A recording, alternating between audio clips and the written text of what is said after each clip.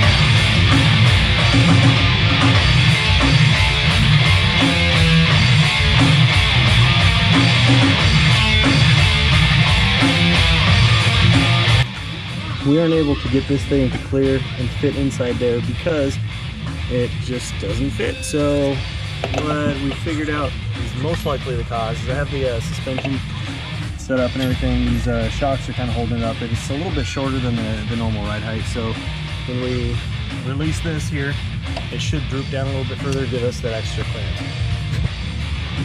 Alright, so we used the pliers and some rubber stuff to hold on to the shock because of the spinning, and we had to take it off from there. And then we had to take off this thing over here so that it would allow us to yank this thing back and away so that we can have clearance to get this to actually go into its home right there. It was not supposed to be this hard. So Robert's down here undoing this now because I realized that hey, we don't have this boot on there that has to cover this over. So we have to take it all back off and then redo it. Thanks, buddy. Robert, what you do down there? I'm back at it again, taking this thing off again. Why? Victoria, you want to tell them why? Well, you see, what had happened was you forgot to take this coupling out, so you don't need that heft. So, yeah, we're gonna take this all apart again just to remove this. Alright, so in my defense, the reason why I put that on there is because that was a brand new coupling piece. I took the original off. That's the original type. And so I had these brand new coupling pieces, and I was like, obviously those are part of that assembly that needs to go in. But I forgot that those just came with the hardened shafts when I got them, so I don't actually need them.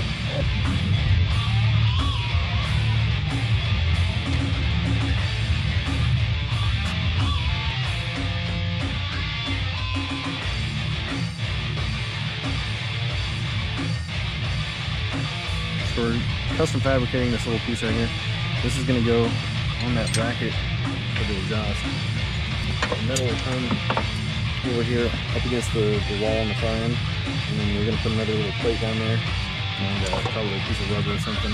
So that'll help the flex that the engine gets all the time, like that, not to be nearly as significant.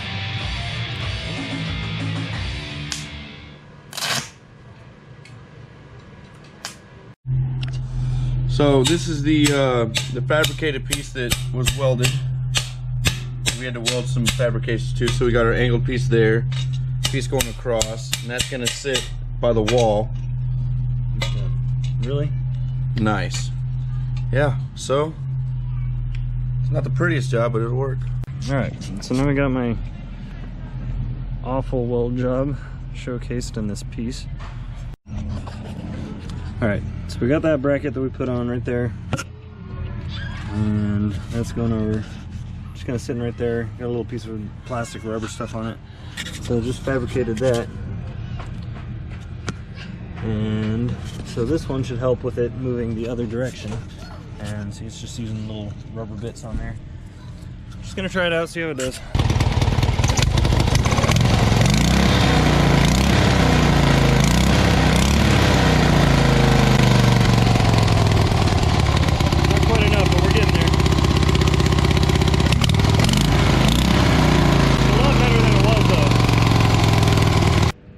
Be the smartest person around, but I am pretty creative, so I needed a heavy-duty rubber piece. Couldn't find anything anywhere except for this hammer, so I bought this hammer, and I went ahead and took this out of it, used a hacksaw to cut that out of it.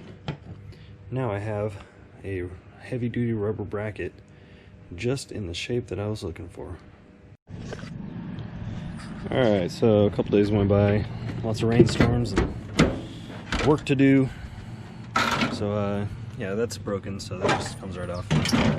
The rubber part of a rubber mallet right there. And then I upgraded this part from the last design that you saw, using a stronger piece here. And it actually holds pretty good. And I tried to patch up these big old cracks here with some of this like pasty muffler weld stuff.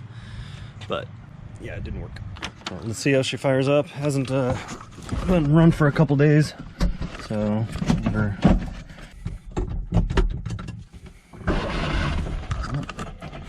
This would help. Starts right up.